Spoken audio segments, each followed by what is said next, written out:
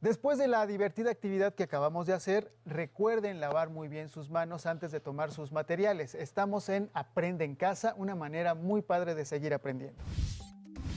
Conocerás diferentes formas de colaboración para el logro de metas, deportivas o de recreación, aprendiendo de las enseñanzas de la naturaleza.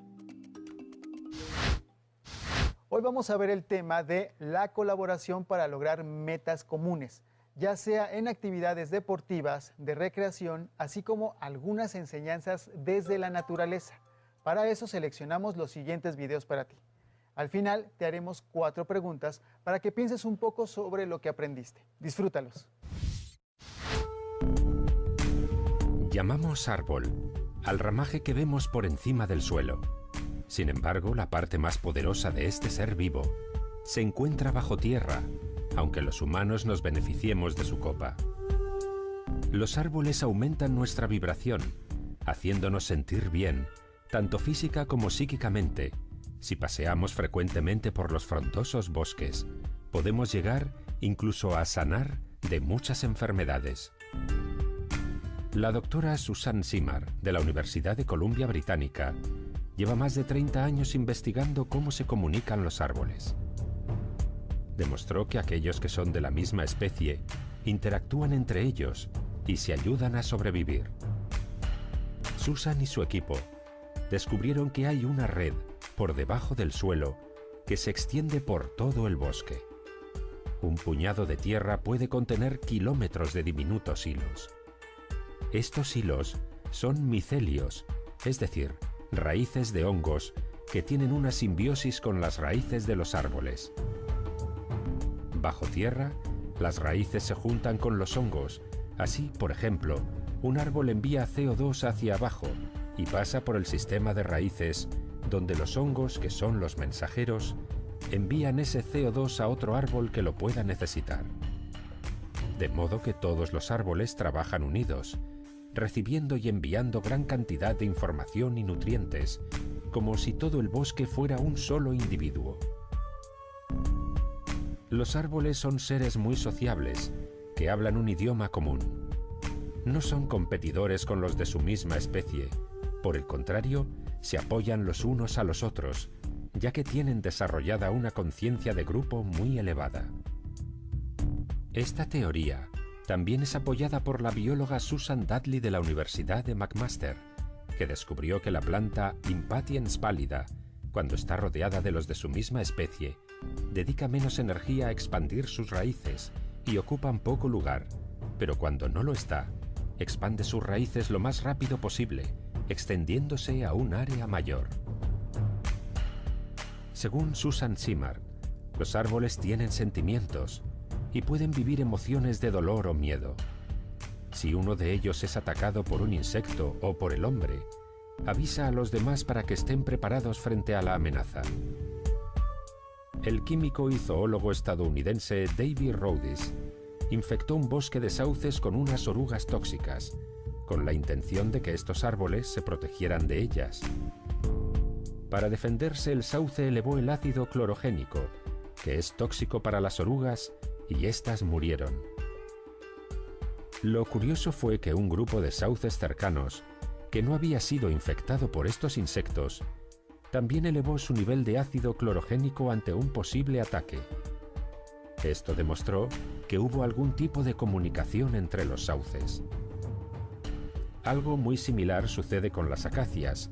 Las jirafas mordisquean sus hojas tan solo un momento y enseguida lo dejan, porque saben que estos árboles, cuando se sienten atacados, generan taninos que son mortales para los herbívoros. Y no solo eso, las jirafas ya no pueden comer de ningún árbol de ese bosque, porque todos a la vez empiezan a generar ese tóxico, demostrando que hubo algún tipo de comunicación. La doctora Susan Simard habla de los árboles madre. Dice que son aquellos árboles grandes y antiguos que atraen nuestra mirada cuando entramos en un bosque y, curiosamente, están conectados con todos los árboles a su alrededor, aunque sean de diferente especie. Estos árboles cuidan de sus retoños como una gran familia. se produce una transferencia de recursos e información de los más ancianos a los más jóvenes. Es una pena que las prácticas de tala existentes ignoren el papel de los árboles madre de transmisión de conocimiento a la nueva generación. Por otro lado, Stefano Mancuso, profesor de la Universidad de Florencia, es una de las máximas autoridades mundiales en neurobiología vegetal. Creó el Laboratorio Internacional de Neurobiología Vegetal, en el que él y su equipo llevan 10 años investigando. Está convencido de que las plantas son la base de la vida del hombre, porque son la conexión entre el Sol y la Tierra. La energía solar que nos llega es atrapada por las plantas, y éstas consiguen transformarla en energía química, en azúcar, que es lo que los seres humanos necesitamos para poder vivir. Sin las plantas, nosotros no tendríamos energía, por lo que no podríamos vivir. Tras muchas investigaciones, se ha podido saber que las plantas duermen, al igual que los animales, tienen un ciclo activo durante el día y descansan por la noche. Además, se están comunicando continuamente entre ellas a través de moléculas volátiles. Así, cuando olemos el perfume de una flor, estamos oliendo un mensaje que la flor está enviando a los insectos, o bien envía información a otras flores si se siente amenazada. Este doctor y su equipo llegaron a comprobar que las plantas perciben parámetros físicos y químicos que los animales no aprecian. Otra investigadora revolucionaria en este campo es la doctora Mónica Gagliano, del Centro de Biología Evolutiva de la Universidad de Western Australia. Esta doctora, junto a Stefano Mancuso y el nanobiólogo Daniel Robert, habla de la comunicación entre los vegetales y de los sonidos que emiten las raíces del maíz. Los seres humanos no oímos a las plantas porque se comunican con infrasonidos. Las frecuencias son muy bajas, pero que no los oigamos no quiere decir que esos sonidos no existan. Según estos investigadores, los vegetales tienen sensores auditivos, aunque estos son distintos a los oídos humanos o al de los animales. La membrana de las células vegetales reacciona a la vibración, de una forma muy similar a nuestras células humanas. Otro curioso experimento lo hizo en 1966 Cliff Baxter, un agente de la CIA experto en la famosa máquina de la verdad o polígrafo. Se le ocurrió conectar el aparato a la hoja de una planta de su oficina y, para su asombro, Baxter vio que en el polígrafo apareció una línea recta, algo que él conocía bien de sus muchos interrogatorios. Pero el polígrafo no registraba nada más que eso, una inactiva línea recta. Baxter se empezó a preguntar cómo podría hacer reaccionar a la planta. ¿Tendría sentimientos? Pensó que las personas muestran esas reacciones en el polígrafo cuando se sienten amenazadas. Entonces se le ocurrió quemar una hoja de la planta, y justo en ese momento, el instrumento de registro dibujó una curva muy acusada. Eran las 3 de la madrugada, no había tocado a la planta, ni siquiera se había movido, tan solo había pensado en quemarla. ¿Acaso la planta podía leer su mente y por eso se sintió amenazada? La sabiduría de los árboles y las plantas son conocidos por los chamanes de todo el mundo, que dicen hablar con ellos, porque son los árboles y las plantas quienes les indican cuáles de ellas pueden curar determinada enfermedad. Ya en el siglo IV a.C., el científico griego Aristóteles atribuyó alma a las plantas, aunque no creía que tuvieran sensibilidad. Por otra parte, Hipócrates, el padre de la medicina, aconsejaba a sus discípulos hablar con las plantas, porque decía que eran ellas las que tenían el conocimiento de la curación. Mucho tiempo después, ya en el siglo XVIII, el sueco Carlos Linneo, considerado el precursor de la botánica moderna, afirmó que los vegetales eran como los animales, solo que sin movilidad. Pero a principios del siglo XX, el vienés Raoul Heinrich Francé fue mucho más allá, al afirmar que las plantas se mueven tanto como los animales, pero a una velocidad muchísimo menor. Según un curioso experimento realizado por la Real Sociedad de Horticultura de Londres, hablar a las plantas hace que crezcan más rápidamente, especialmente si son mujeres. Actualmente, varios estudios han demostrado que los pacientes recién operados que veían árboles desde sus ventanas sanaban más rápidamente y tenían menos complicaciones que aquellos que no los veían. También está demostrado que los niños con trastorno por déficit de atención e hiperactividad mejoran cuando tienen acceso a la naturaleza. Se ha podido comprobar que los vecindarios y hogares que no tienen plantas o árboles tienen mayor violencia dentro y fuera del hogar que los vecindarios más verdes. Creen que puede ser porque los árboles y las plantas ayudan a reducir el nivel de temor. Es cierto que los árboles necesitan de nuestro cuidado, pero nosotros, los humanos, necesitamos muchísimo más de su contacto para poder aumentar las vibraciones y reconectarnos de nuevo con nuestro hermoso planeta. Y sobre todo ahora que nos encontramos en un momento clave para toda la humanidad.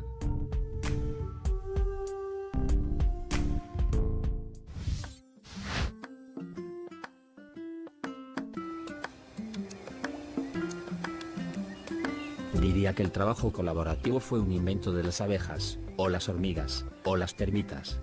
Hace millones de años, y les ha ido tan bien que no han tenido que modificar sus perfectas sociedades ni evolucionar hacia otros comportamientos individualistas. Toman decisiones que siempre benefician al grupo. En su mundo lo importante es la comunidad, incluso pueden llegar a sacrificar sus vidas para que la comunidad siga viva. Su inteligencia y comportamiento individual es muy pobre, sin embargo en comunidad son capaces de construir catedrales. La vida diaria de las abejas nos enseña con su ejemplo a trabajar por el bien común, a convivir en sociedad, a respetar las leyes naturales y el medio ambiente. Las abejas pertenecen a un grupo de insectos que se conocen como himenópteros. Este es uno de los grupos más grandes de insectos.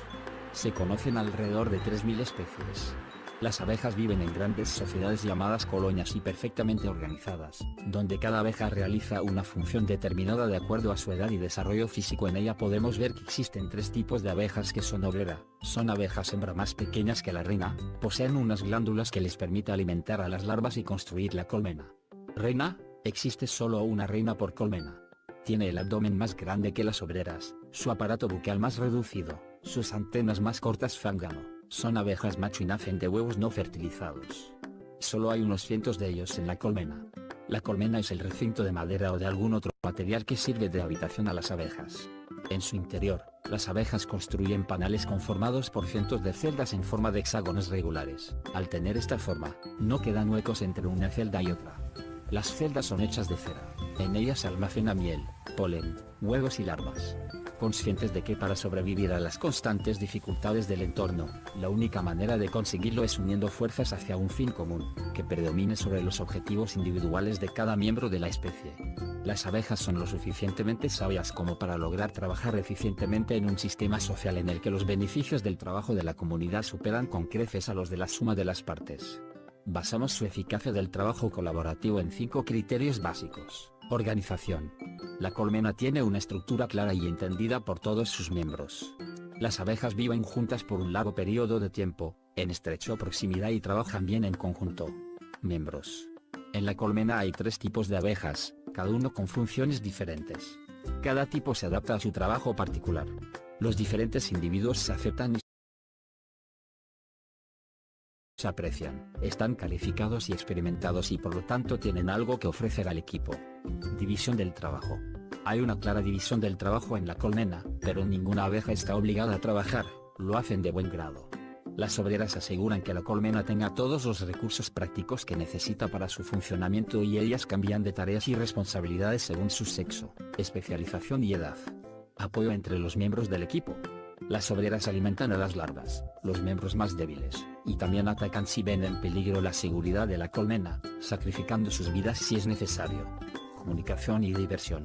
Cada vez que las obreras regresan de sus expediciones requieren una reunión para dar cuenta del éxito de su viaje.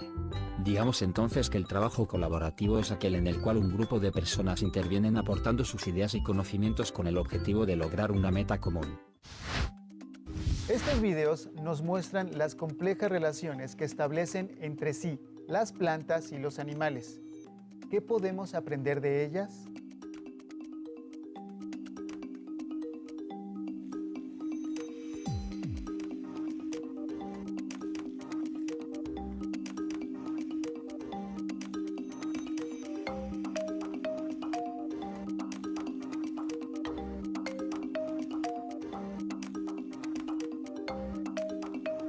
¿Por qué es importante la comunicación en los grupos?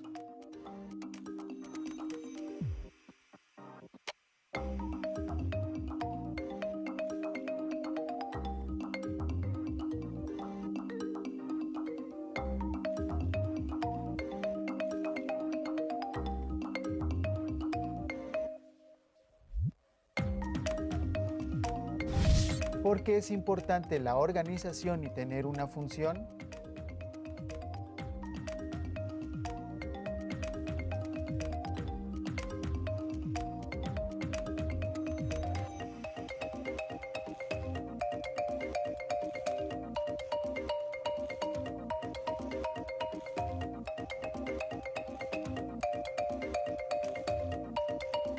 ¿Qué es para ti trabajar por el bien común?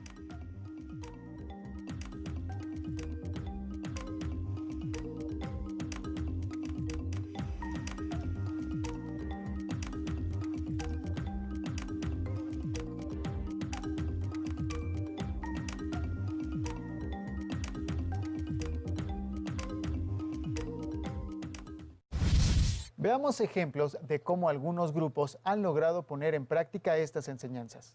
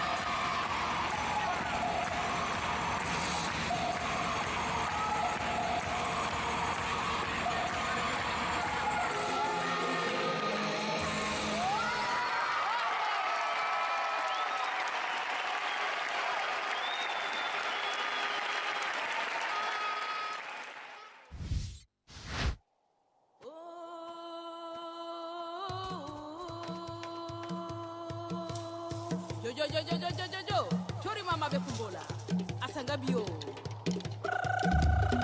Yo, ayade, aha. Soba, mansolu na na na na na na na na na na na de.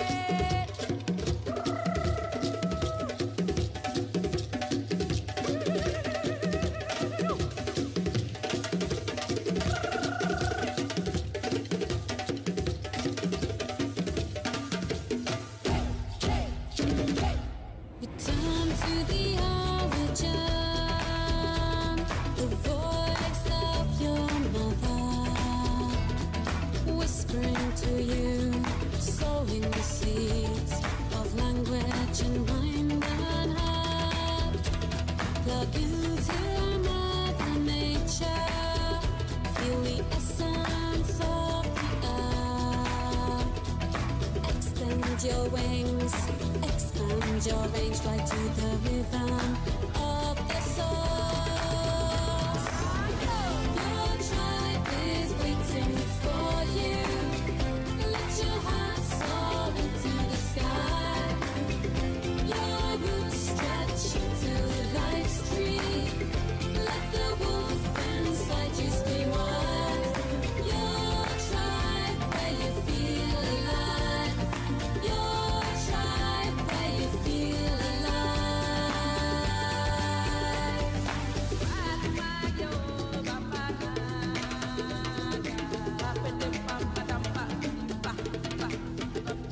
Be strong, strive for a new view. Changes inscribed in the next generation. Don't be afraid to forge your way. Evolution, revolution, inspiration. Your tribe is waiting for you. Let your heart soar into the sky. Your roots stretch to life's tree. Let the wolf inside you scream wild. Your tribe where you feel alive. Your tribe where you feel alive.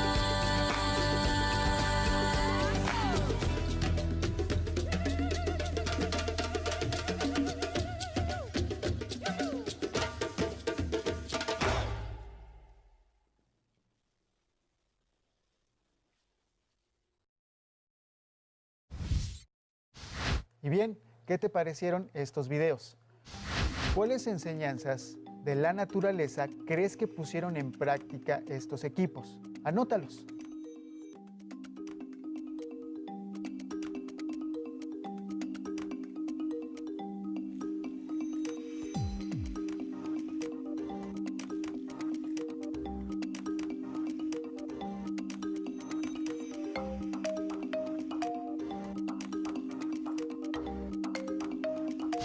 ¿Cómo podrías poner en práctica estas enseñanzas con tu familia?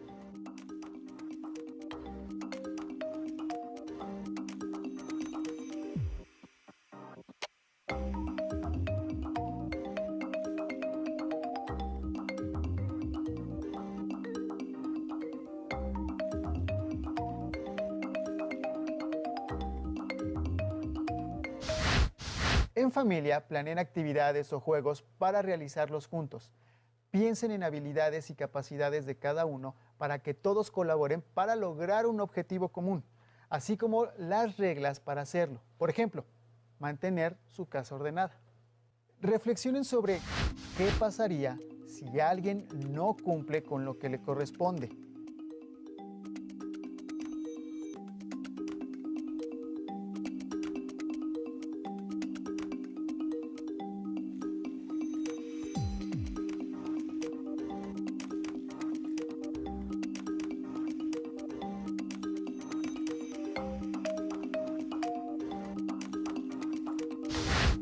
¿Cómo se pueden ayudar entre sí para alcanzar el objetivo?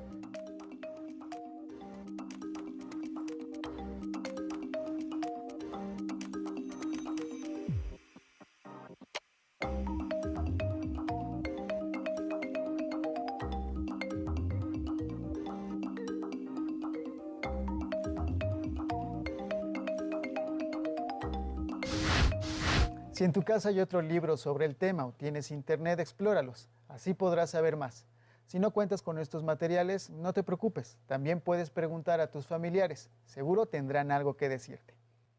Anota las respuestas a las preguntas y el diseño de tus juegos en una hoja, ya sea a través de un escrito, un dibujo o un esquema. Y guárdalas muy bien en tu carpeta de experiencias, para que en cuanto sea posible, se las entregues a tu maestra o maestro. Si no tienes el libro de texto o necesitas ayuda para responder las preguntas, llama a Educatel al 55 36 01 75.